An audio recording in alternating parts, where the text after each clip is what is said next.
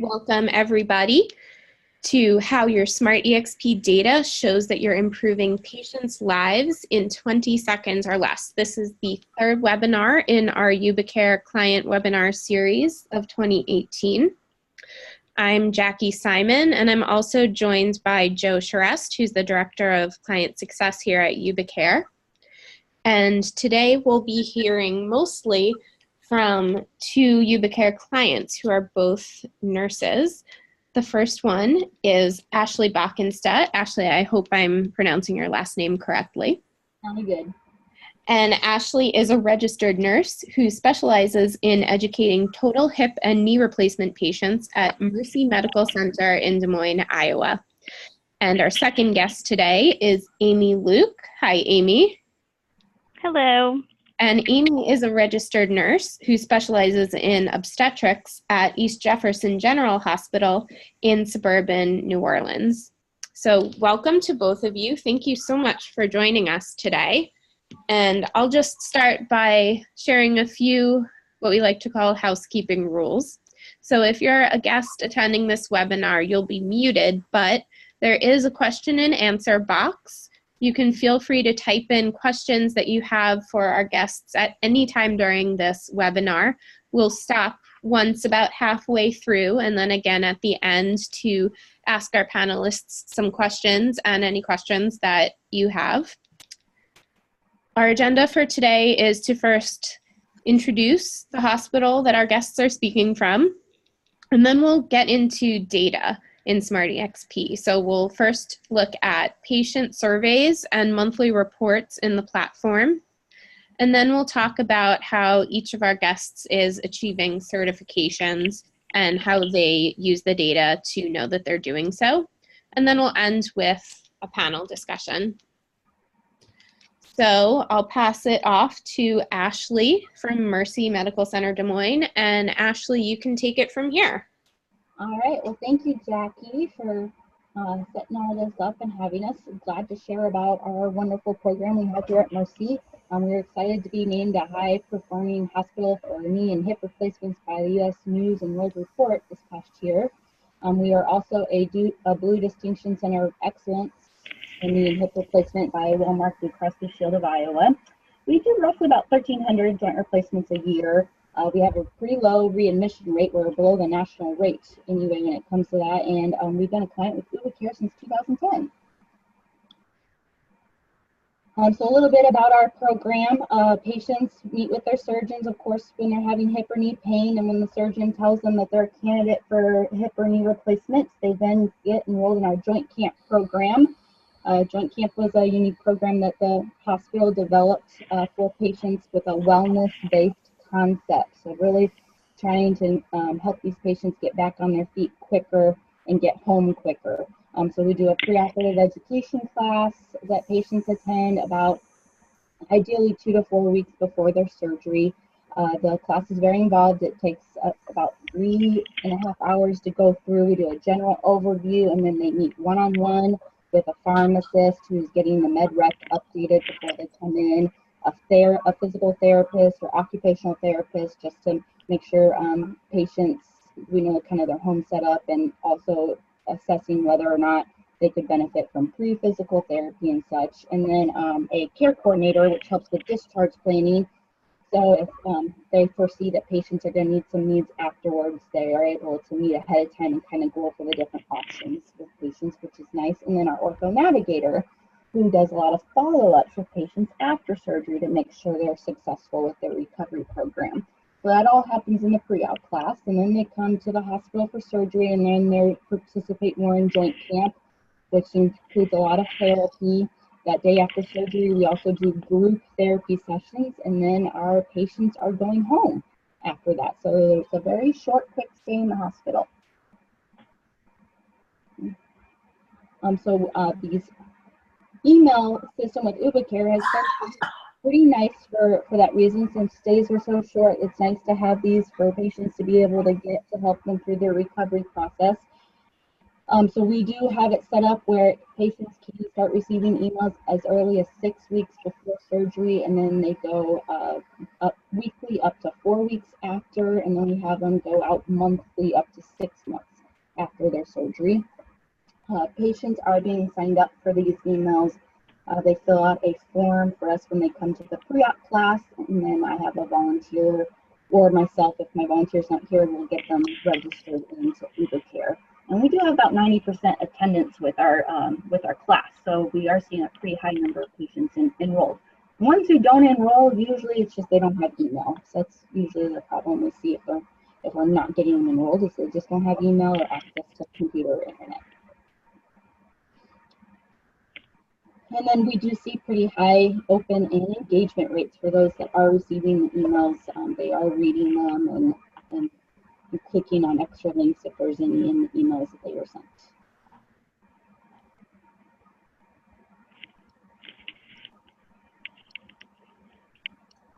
And then that's just one of the feedback we got from a patient.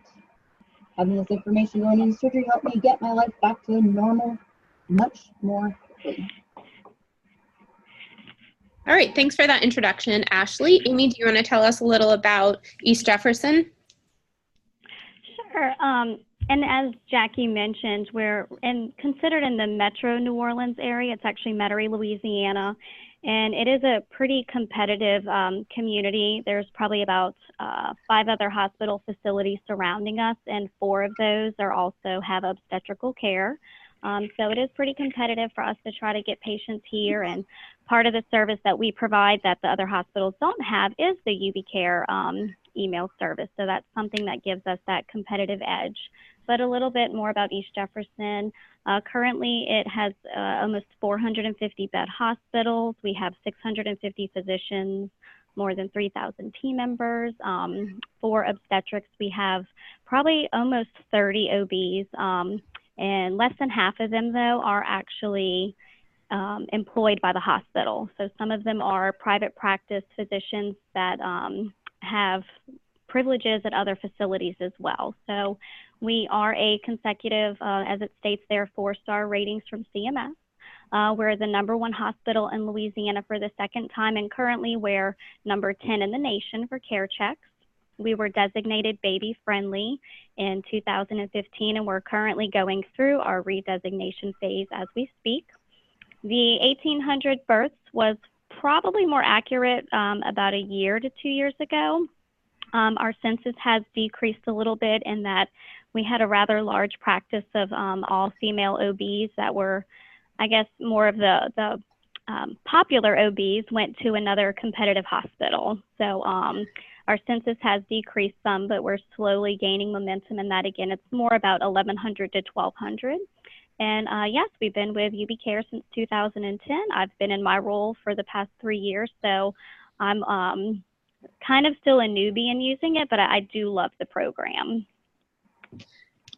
And Amy, thank you again so much for making it here. I know that you've been called into the clinic and almost finished today. Yeah, it's been a bit busy. That's good though, right? I'm saying decreased census, and this week, yes, being a labor and delivery nurse is my background, since I still am, my office is a shared office right around the corner from the unit. As soon as there's a surge, they call me to put on some green scrubs and come help. And as I told Jackie yesterday, every day I've had to go help. I'm hoping I can make this webinar, but I was actually working on the unit till 9 o'clock last night. So we definitely appreciate it. Very glad to be here. So. All right, so this page is just a screenshot on our public website. You know, there's a services tab, and when you click to woman and newborn, it's all the different areas of specialty that we have, and which you can see towards the right bottom, that little, it's a click button. It says Pregnancy and Infant Guide, and that is to sign up for our UbiCare weekly emails. So that's just one of the few avenues that we have for patients to get signed up for our weekly services. So I told Jackie the other day that, oh man, I hate that we're showing this data, because I felt like probably 2 years ago it was really high and really accurate. That's partly going back to when we had more OBs and that group that left, they were more, they only took private insurance. So those, not to stigmatize anybody, but those kind of patients I felt like were the ones that were really interested in getting the education, attending classes, signing up for the email. So our trend of enrollment and active use and active engagement was much higher than this. And also, that being said, my role has developed a bit more into being needed so much on the unit that I'm kind of wearing several hats right now, and I am the primary person who monitors our platform. So where you kind of see that it's pretty jagged, that we kind of go up and down. That's just like the month of September was a busy month that I had to help out in a lot of other areas that I sadly slacked on getting patients enrolled. So our numbers were much better. So my goal is for this year is to try to see if we can at least get it a more level and standard, you know, like a continuous pattern rather than seeing such jagged trends.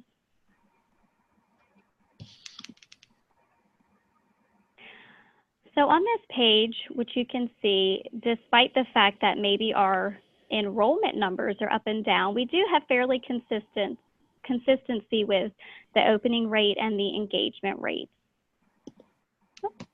Thank you.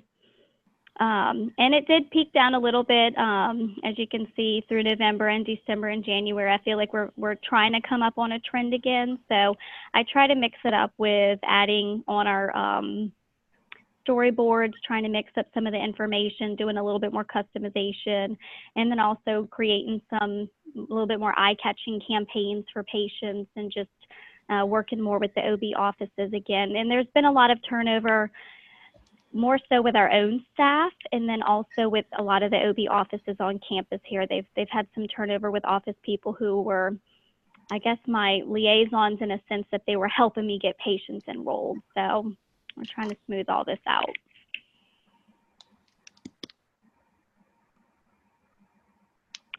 And so, yeah, I mean, if you can see here, this is just one of the messages. So we do a custom survey. So after patients are discharged, we ask them a few questions that HCAHPS doesn't exactly tap into.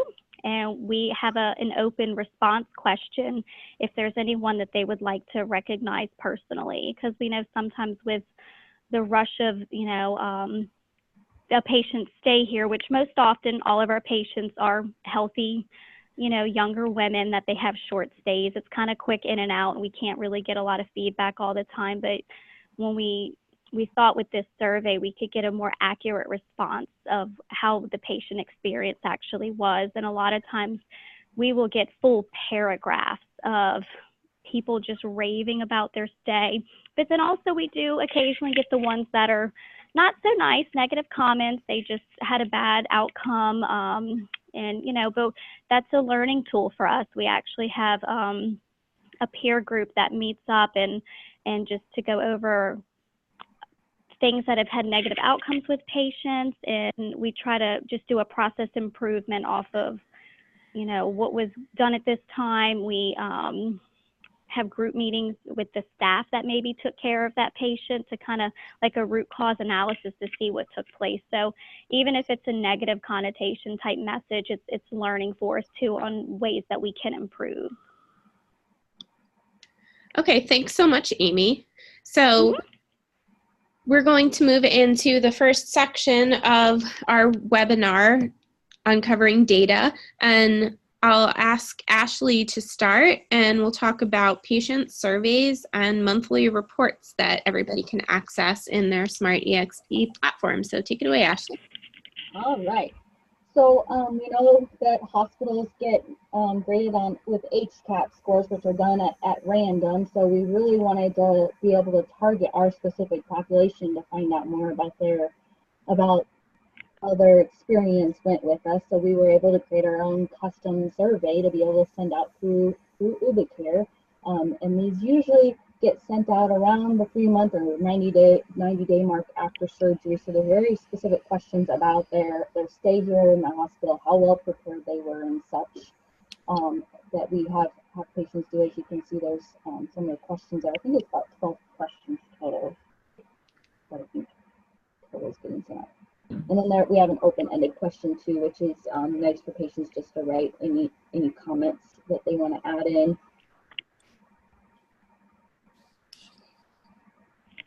And so this just kind of shows our sample of the response rates, which are really, really good and really nice to see, knowing that we're doing something right here. I don't know if Jackie, you have any comments or anything else you want me to say about that? Okay. And now we're going to move on to a survey that Amy is doing. Unless, did I cut you off, Ashley? Did you have anything else to add about that? Okay. So let's take a look at an East Jefferson survey that Amy is doing. Okay, so as you can see here, our goal was to ask the questions that HCAHPS does not, to hopefully get a better picture of what the patient experience actually was. And what we do with this information is it's extracted and put into a data sheet. And typically with administration meetings, this is provided. I pass it on to the director of our department. And when she has meetings with administration, we do provide this with the director of nursing and also the CFO of the hospital, the CEO, just to show them where we really stand. If there's ever a discrepancy with HCAHPS, which, I mean, you all know that's very randomized, and the few people that replied to it might be the ones that had that one negative experience. So we do ask similar questions to what HCAHPS are, but a little varied. And then we've got the open-ended questions there. One that we added a little bit more recently, because it was a big ding that we were getting with our HCAHPS, was the discharge process. So we added, as you can see, number 7, what would improve your discharge experience?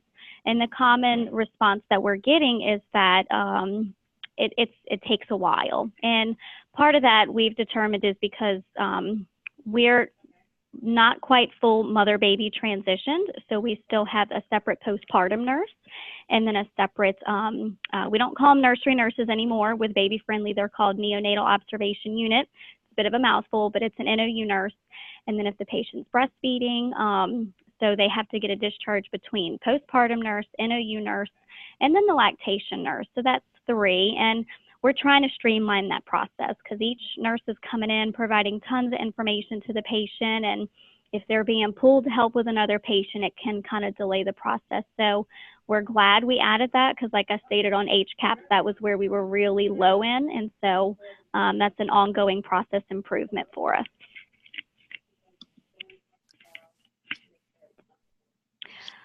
Okay, so I'm trying to read the slide real quick myself. So I think this is showing some of the data from that report and how people have answered, how you can pull the information over a certain period of time from the platform. Exactly, yes, that's right. So yeah, like if we're trying to show the trend for a month or a couple months or the full year, we'll pull that data over and just compare it to either the previous year, or if there's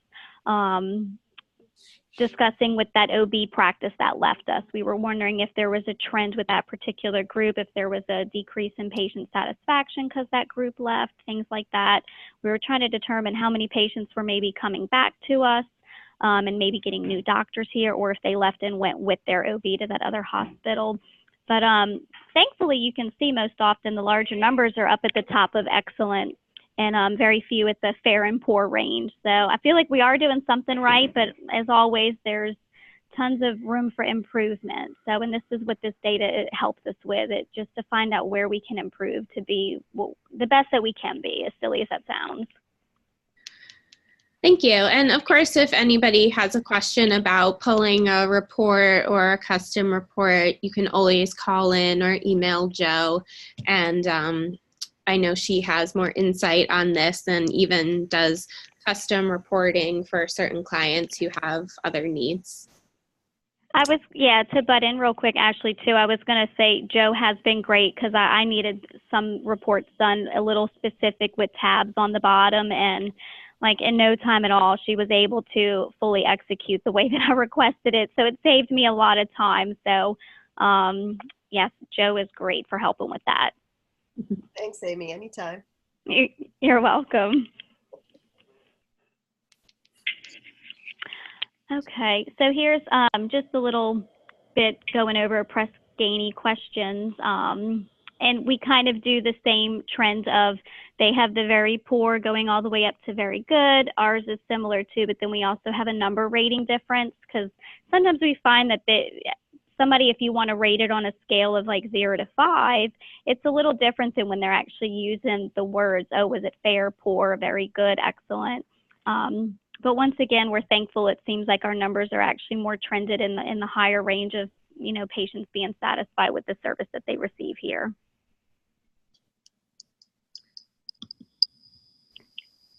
Oh, and then can you go back? Oh. Go back real quick, Jackie. I'm sorry. No so problem. You can see as well, I forgot to mention, looking at the bottom of that, we have a much higher open rate with our personalized survey that we send out compared to a less than 10% response rate, you know, going out to patients via the Press Ganey route. So we just feel that because it comes through as an email and patients are already familiar with our service, like the ones getting the survey typically have been following or using it through the pregnancy. So I find that they're more willing to respond to us since it's something that they're already familiar with.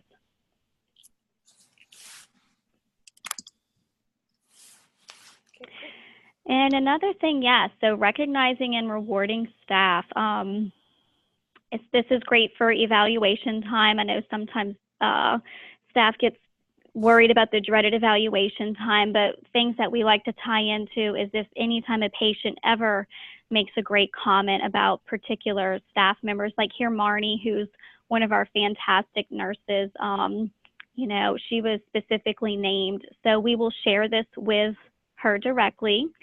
This type of information does get logged into her evaluation when that time comes around as well. So, you know, they get commended for it. And in terms of promotions, I mean, just when you have the better evaluation, if you're kind of going against a few other colleagues, maybe for a promotion within the hospital, sometimes directors and all may pull that particular staff member's evaluation. And if they see the higher rating, partly due to all these great comments, you know, we find that that does help.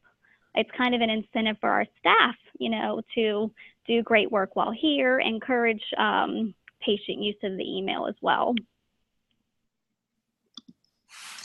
Okay, thank you both. So we have a couple of questions coming in, so let's take a brief break to answer those and see if anyone else has any. The first question I think is for Amy, but I think Ashley may be able to weigh in from her perspective working with joint surgery patients as well. And the question is, when you auto-enrolled your pregnant patients originally, did you have any challenges with enrolling women that perhaps weren't happy to be enrolled as she didn't want the pregnancy or perhaps she miscarried? So I think we might want to clarify, Amy, because I'm not sure if you auto-enroll patients, but I think the question is still relevant either way about any challenges or concerns that patients have had about the information. And the same goes for you, Ashley. Are patients ever pushing back, or do you encounter any challenges about signing up patients? That's a really great question. And right now we don't have auto-enroll. It is something that I've looked into trying to do, like with an interface with RIT and UBCares IT, but it's a big project that's not being tackled just yet. And also some of our own EJ employed physicians don't have EMR. Yes, they do not have EMR, so they're still doing paper charting in the office. So I'll tie into real quick a few of the ways that we do sign up. When they pre-register with us, we'll do sign up. If they attend prenatal classes, we get a sign up for them. I do personal tours for patients considering our hospital or already coming here but just want to know the layout of the land. Like I showed before, there's that little link on our website. We have different little table frames set up throughout our unit, and it was dispersed into OB offices where there's a little pocket that has a rack card flyer that they can scan a QR code. There's the text code. And I'm sure some of you are already utilizing this, but we worked a lot with trying to get a little bit more custom flyers. And one that I did as well was in our OB offices. I talked to the managers of the offices and had a small slip, you know, just to have them when patients are first coming in, the pregnancy is confirmed, they sign this little form. And I would go pick those up and we'd enroll them. And we also did get it translated. Thankfully, UB Care was wonderful and translated it into Spanish for us because we have a few doctors that have a very high Spanish patient population. But so with that being said, we don't have the automatic enrollment. We do sometimes get patients who, like I will, if I do a tour, I automatically enroll them. And I send them a thank you email too, a personal one, just thanking them for visiting the hospital, taking a tour. But I also signed you up for this great email service. And I do disclose that at any moment, you know, if you do not want to receive these emails, you have the option to unsubscribe. And then when there is a loss, when I keep a record of losses on our unit, and so I try to go look these patients up to see if they were subscribed in our services and unenroll them myself. But a lot of times we'll get it where patients unsubscribe, and I know there's that drop down to where, like, you know, may we ask why you're unsubscribing, and if you scroll down, it was for a loss, and which was great because UB Care provided like a link if the patient requests or they specify that it was due to a loss, miscarriage or stillbirth, then they get the reply back with resources for support. And I was able to go tap into that little reply, and I plugged in some local resources as well. Sorry, I know that was a bit wordy, but did I get to the direct question for you? I believe so. And thank you, Amy. That was really helpful information. I think those are great ideas, and it sounds like you're being really proactive about the program. So trying to. Ashley, can you talk a little bit about enrollment? I don't think you're doing auto enrollment either. I could be wrong, but I know that you do have really high enrollment numbers. Yeah, we don't do auto enrollment either. We at one point did have the link on our website and gave information to patients in their joint camp education stuff that they could sign up. But we weren't having a lot of patients do that on their own, so we just decided to go straight to handing the form out to them in class so that they could provide us their email address and telling them that we were going to sign them up for these. Obviously, they could tell us right then if they didn't want to receive them or not, and we wouldn't sign them up. But so we would just get them signed up to receive the emails, and again, they can always unregister if they decide that they want to do that at any time.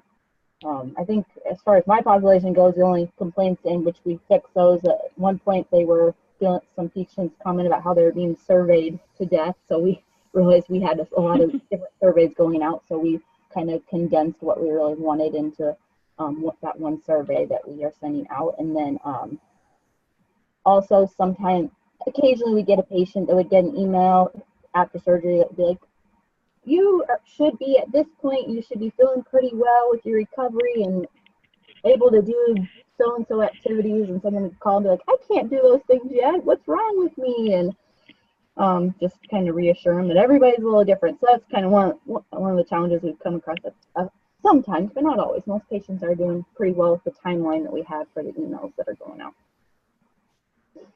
Great, thanks, Ashley. So another question that I think is one Joe can weigh in on is the sort of survey that you're talking about something that is part of the platform and service already, or is it a separate add-on? So Joe, can you talk a little about that? Absolutely. So this is actually something you already have. If you go into your data tab in your admin center, and you'll see the storyboard surveys, campaigns, and your subscriptions there. If you click on the surveys box, that's going to pop up all of the data basically that you're getting back from all of the surveys. And you'll see a number of different things in there which can be a little bit confusing because there are boxes for like pregnancy, infancy, toddler, breastfeeding, etc., depending on what you actually have as far as storyboards. But if you go down toward the bottom a little more, you'll see there is one called Patient Satisfaction Survey, which is the one that goes out 90 days or starts to go out. I believe we send it 3 times, and the first time is 90 days after they have completed the pregnancy series. So they'll get that survey, and when they answer that, all of that information goes back into that data spot there. So you can actually go into that survey and pull up that screen that we saw on Amy's slide that had the download report with the 2 fields at the top for your range, the date range that you want to put in. And you can put in whatever range you're looking for and download that report. And then you just have to hop over to your documents folder, and it's going to be right in the top of your documents folder. It does come out basically as a CSV file. It kind of spits out a lot of data into a spreadsheet for you. And all I do, or what Amy was referring to, is I separated out all the questions and then took a look at percentages of how many people answered yes or no or not sure or whatever, and that's what we reported back out as those 94%, 92%, those things, because we look at the positive ones, of course, on the top there to see what they say. So that's already there, and if you do need me to walk you through that, I'm more than happy to get on a call with you and just share a screen, and I can walk you right through that process. But it's all right there, included already. Thanks, Joe. Sure. So we have a lot of questions coming in. I think we'll just do one more for now, and then we'll move on to the second half and see if we have more time to answer them toward the end. So we're getting a question about several of the topics that are covered in the educational messages. So smoking cessation, which I think is an issue that affects both pregnancy and joint surgery. And then for pregnancy, SIDS, shaken baby, and immunizations. So can either of you, Amy or Ashley, talk about any impact that you have seen, behavior change impact from the education on these topics? I don't know if you track any specific numbers about decrease in incidence, but if you don't, maybe you can just talk about any sense that you get about how the content on these topics might be affecting patients. We're not tracking that information, I guess just to see if there's a decline in the incidence of, at least for pregnancy with smoking mothers or with SIDS or shaken baby. But what I will say, what I've personally seen, since I still do float out to the unit and I cover with teaching some of our prenatal classes, is at least more awareness of our patients having knowledge, like of, the importance of smoking cessation and, with shaken baby and safe sleep. I know that's a huge initiative right now with safe sleep and all. And because we practice, such strong breastfeeding encouragement and stuff, in that community as well. So yes, no numbers or tracking that we do, but just I've personally seen the increased awareness of our patients, I guess, having knowledge of it. So, to me, that's, I guess, at least, we're successful at something just if, I'm witnessing that.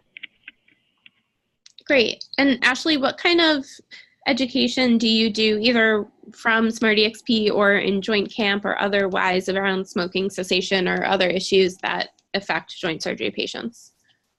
We don't really do anything like that through Fluid Care, keep any track of that kind of thing. We've in the pre-op class we'll mention a little bit about it, but it also comes, a lot of that comes from our surgeons' offices.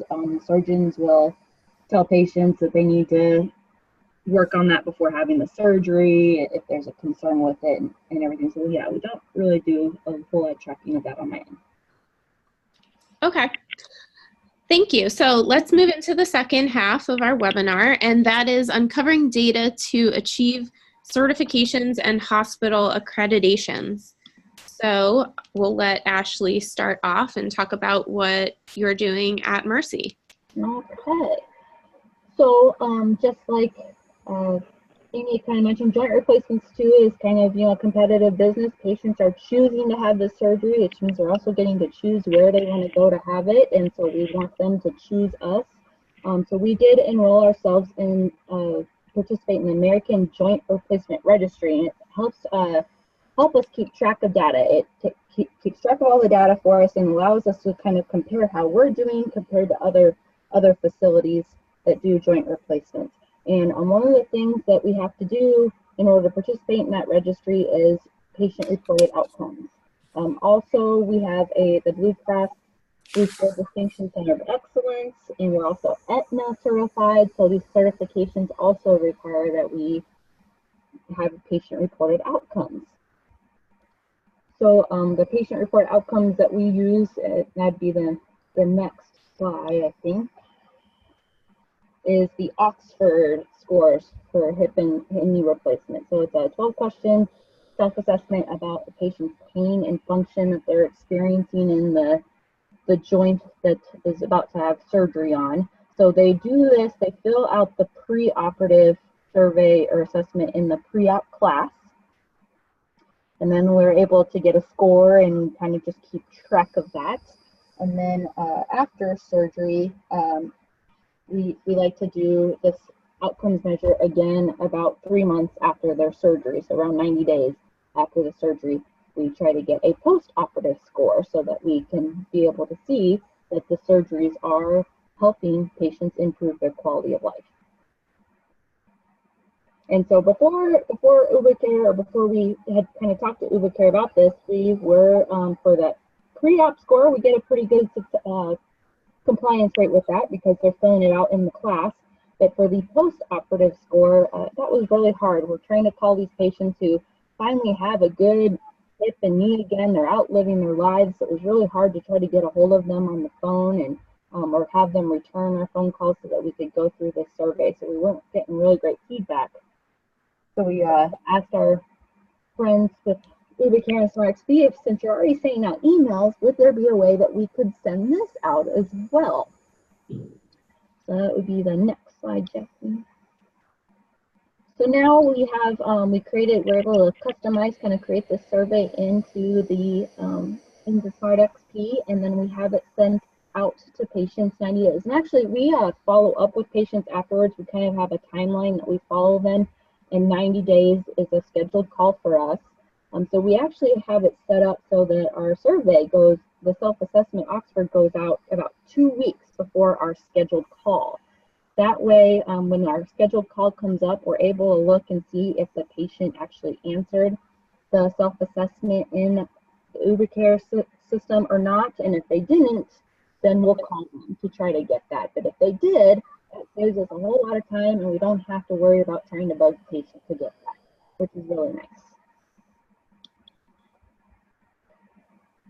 And then this is this screenshot here just kind of shows you we're able to keep track of when it was delivered, when it was opened. It really helps us organize that. Great. Thank you, Ashley. And now Amy's going to talk about certifications at her hospital. Okay, so with Baby Friendly, we started the journey for that, I believe in 2012 or 2013, and part of the requirements for Baby Friendly was for all staff in our division had to have 20 hours of breastfeeding education. So the way that we utilized UvaCare is we implemented campaigns that could provide this education. Which I don't know if the next slide shows that or not.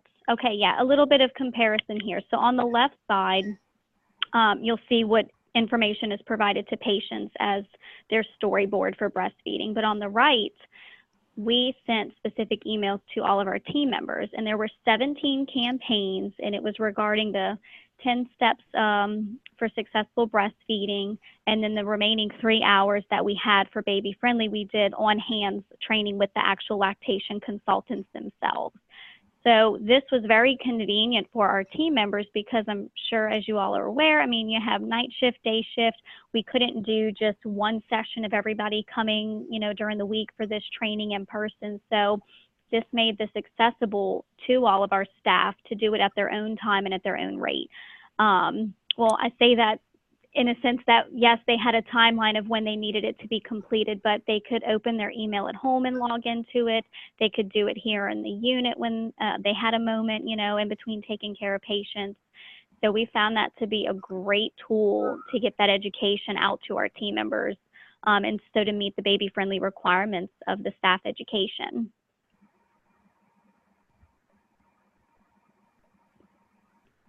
So this was just talking about the baby-friendly resources. Paula Adamswitz actually is the director of our division here.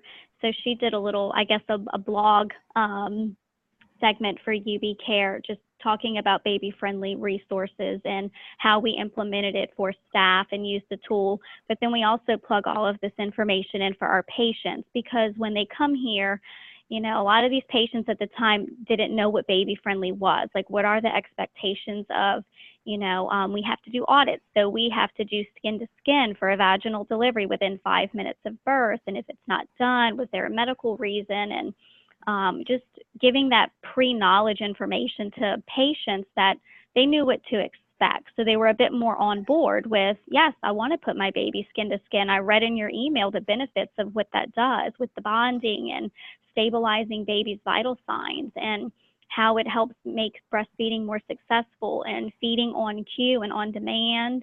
So the rooming in feature of all of that. So that's a bit of how we utilized UB Care just to promote and get our certification for baby friendly. And we are getting a question about baby friendly coming in that either Amy or Joe might be able to answer.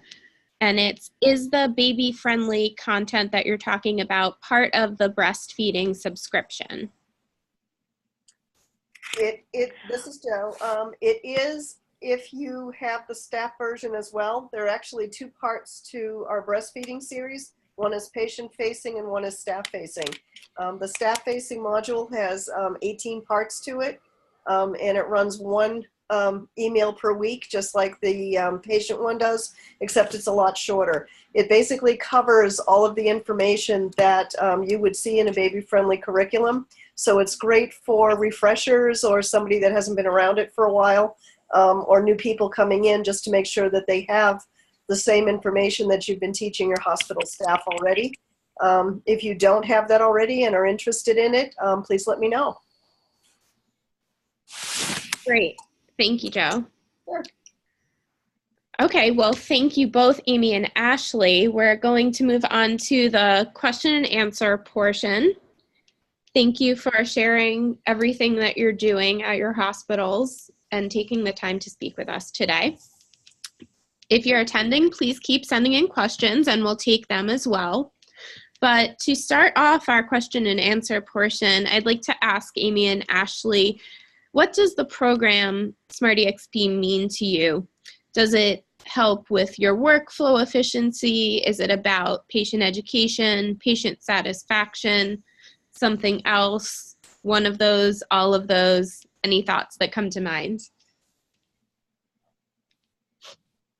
This is Ashley. You know, it really, for me and for us here, it is a lot about patient education and patient satisfaction, kind of just reassurance. Sometimes these patients have the surgery and they get home and they're just not sure what's normal, what's not normal, what they should be expecting during the recovery process. And UB Care and SmartEXP, with us being able to customize and send out kind of routine emails to these patients, really has helped them stay connected and reassured that they're on the right track, and if they're not, then they know what they need to be talking to their doctor about.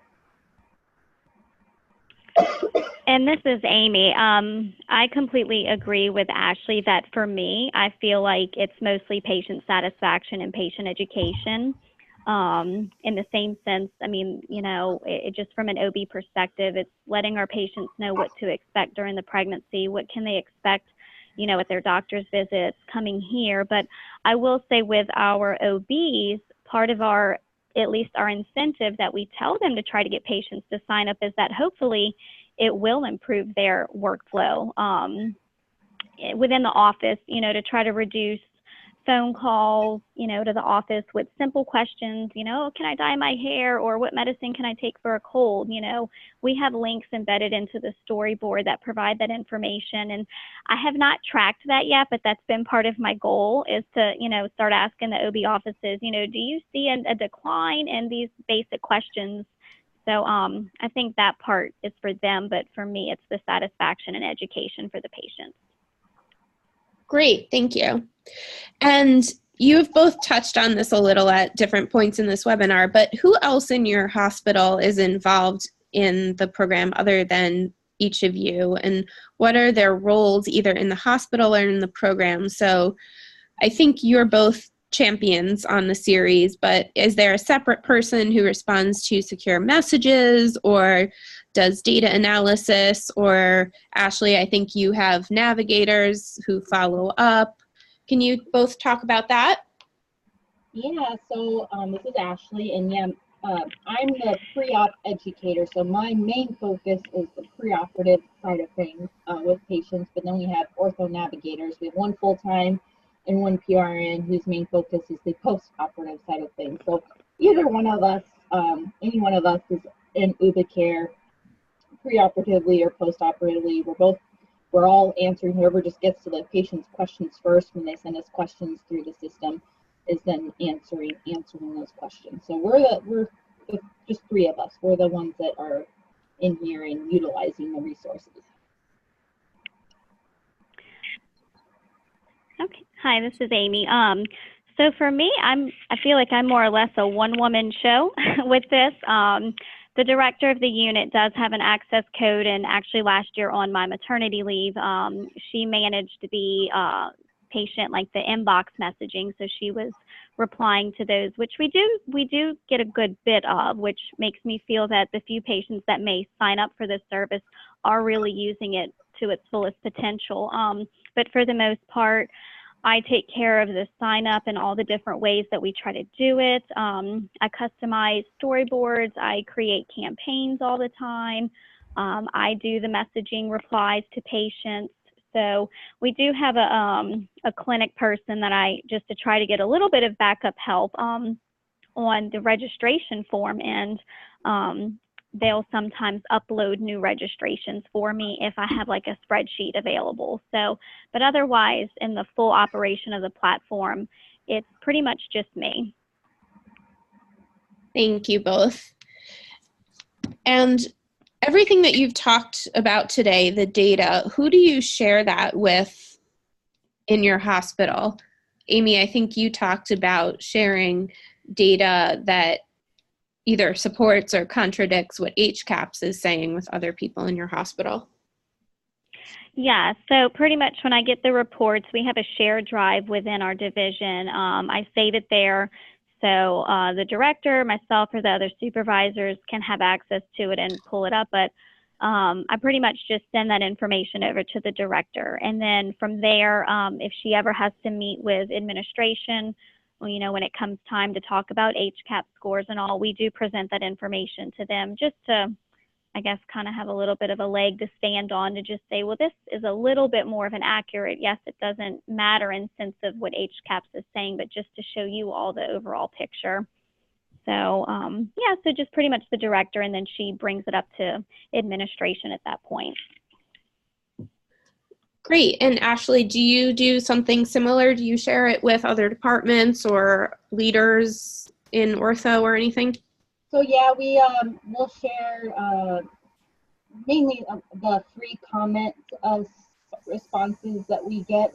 We will share those if they name specifically some members of the care team that they feel like did a really good job. We will provide that feedback to those people, and if there's complaints, people that weren't happy and had specific things, and we go to our supervisor with those, or the supervisors of the departments anyway with those, so that we can hopefully work on an improvement or find out where we can make things better.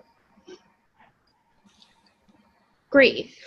And we have a question coming in about information that you might add into the platform, specifically about abuse. I think this is asking about domestic abuse for women. Is that something that you've ever thought about adding into, I think specifically the pregnancy information, any information about shelters? Do you feel that would be useful, or would it even be appropriate? That's a really great point. And no, I have never added that. To be honest, I hadn't thought of it, but I know as part of our patient admission process here, the patient history admission in the computer, we do have to ask those questions. Do you feel safe at home? Things like that. So, and a lot of times I don't know that our patients truly answer it honestly, you know. So I think that'd be something great to add in. And even if it's, you know, just letting them know that this is, you know, be aware that this happens and it's okay, don't be ashamed. And yeah, and to provide resources or ways to talk to people about it to get help. So, and thanks for that question, because I'm going to write that down myself to maybe develop that and put it into the appropriate storyboard. Good. I'm glad the presenter, the guest could help with that. I know. I love that. And Ashley, a specific question for you. The guest says your joint readmissions are impressive. Do you have any sense of how they've fluctuated over time? And do you know anything about readmissions before or after the YubaCare program? I know you haven't been at Mercy super long, so can you answer that as much as you know? I've been here for a little over 3 years, so I don't have that to be able to compare, but ever since I've been here, we talk about readmissions all the time in our quarterly meetings that we do, and we've always known that we've been a little bit on the lower rate. We are able to, it was in 2015 when we hired the ortho navigators, and we do more follow-ups afterwards. So the advantage that is we're able to track those readmissions in a more real time, so that we are able to see if there is a trend that we can maybe fix to help reduce some of that happening. But I don't really have any other data or anything that I can compare. That's really helpful, though. Thank you for that answer. Okay, we have a little over 5 minutes left, and we still have some more questions coming in. So I'd like to ask each of you if you have thoughts on what some of the unique needs of your patients in your specific service lines are. So either OB or joint surgery. I know a lot of the attendees that we have here today are working in OB. So also, Ashley, if there are specific challenges that your joint surgery patients deal with, maybe you can talk about that as well. So I think I'm sorry. You can go, Ashley. That's fine. Absolutely. I think one of the more unique things is how short the stays are getting now compared to how they were several years ago in the hospital. And even insurance is picking on that. Just this year, Medicare took total knee replacements off their inpatient only care list. So now they are being done in an outpatient status. So that's kind of one of the neat things to a lot of these patients. You know, some of them are elderly, maybe don't have family around. So a lot of, you know, this preoperative education and follow-up afterwards has been so important in helping these patients get set up and prepared and successful afterwards. Great. Thank you, Ashley. And how about you, Amy? I think just the biggest challenge that we have is it goes back to with baby friendly and breastfeeding is just trying to constantly increase the awareness of the benefits of breastfeeding. And I will say one of our challenges is we have an increased Spanish patient population, and culturally they, to my knowledge, they believe that the milk doesn't come in right away. So it's just cultural from their mothers and grandmothers that, the mom doesn't have milk right away and baby needs to eat. So they want to provide formula, and then they'll, when mom's milk comes in, transition to breastfeeding. But we're just, that's that cultural barrier of trying to educate them, at colostrum and baby's belly size, when we have guides and graphs and even the little small balls like the ping pong and the egg, just to show them, baby's belly small, you don't need to be given so much formula. But another thing too is that we're actually a pilot. Louisiana is a pilot with Michigan with a DHH program called Cofective, and so that's it follows the baby-friendly guidelines and standards, and they have an app that you can download of building a team and getting support from family and your local resources. So we're also struggling with getting our OB offices on board with using that. There's beautiful picture guides that they're showing these images of real life moms doing skin to skin and breastfeeding and feeding on cue. So I think that's two of our primary challenges. And so we try to, once again, create the campaigns that we can to increase the awareness. And then another thing I'll say is a challenge for us as a hospital is getting our patients signed on to the program earlier in pregnancy. Since we don't have that automatic enrollment, all the offices aren't on EMR. Sometimes, patients aren't really signing up till last, like third trimester when they've come to a class or even when they've delivered. That is something we hear from a lot of people, but I think Amy, Yeah. given people a lot of good ideas today about how maybe they can get to patients a little bit earlier. So we have time for one more question, and that's coming in asking if either of you ever presents your experience or on any topic at nursing conferences like nursing excellence, education committee meetings, or nursing grand rounds at the hospital. Do you guys go to conferences? Do you present at all? I have not, no. Or I think this might be asking even within the hospital. This is Amy here. No, I personally, I have not done that. Our director will go to grand rounds and she'll share the information from UB Care and how they're utilizing it. And even in a sense, we've tried to encourage our joint group here to maybe sign on to that. But no, I've not done any presenting myself. Okay, and Ashley, how about you? No, I have not done any presenting like this on this topic of stuff either. Again, it's for grand rounds and all that. That would be my superior that would be going to those, and if needed, would talk about our program and informing people of the good things, the bad things, or the changes. So.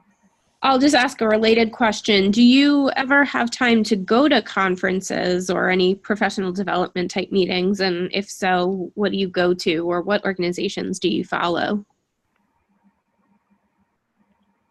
This is Amy. I don't, to be honest, I don't have the time personally, and then both at work to go to conferences. Right. And there's not much, I will be frankly honest too, within our hospital, there's not much of a budget here to pay, even if I would like to go. Like you have to apply for grants and all, and to be able to go to a conference like that. But I do belong to a professional organization. It's a local breastfeeding awareness coalition, and it's with a community of professionals from nurses to like local WIC directors, and it's a networking program to just try to increase awareness in the community. And then I do not belong to AWHONN personally, but a lot of our educators do here, so we tag on and go to those AWHONN meetings. Those are good ones, and I think budget is always an issue for everybody as well. Yeah. Time. And how about you, Ashley? Do you belong to any organizations or subscribe to any of them? No. I do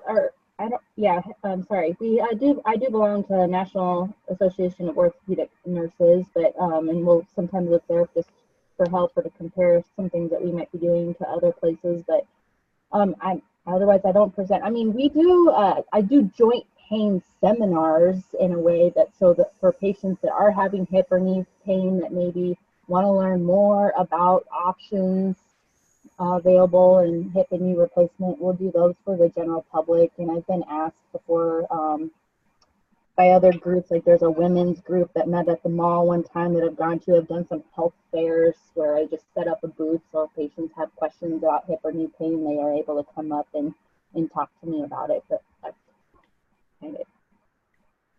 Great. Well, that about wraps up our time, and I do want to thank our presenters so much for taking the time to share your stories today and everybody who attended. As always, if you have extra questions that didn't get answered, you can reach out to us at 617-524-8861 or info@ubicare.com. And thank you, everybody, for attending. Thanks, Thank Jen. you. Yeah, thank you so much for having us. Thank you. Bye.